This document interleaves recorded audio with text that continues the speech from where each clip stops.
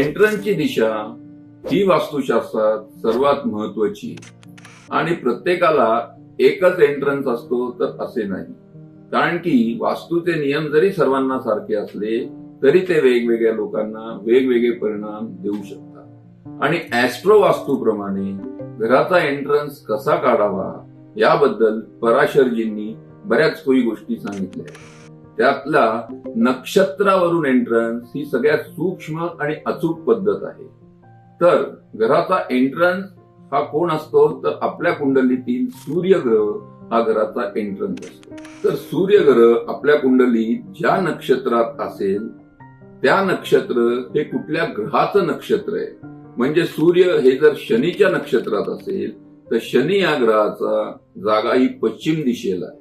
तर आपल्या घराचा एंट्रन्स हा पश्चिमेला असावा. सूर्यग्रह हा जर बुधाच्या नक्षत्रात असेल तर आपला एंट्रन्स हा उत्तरेला असावा.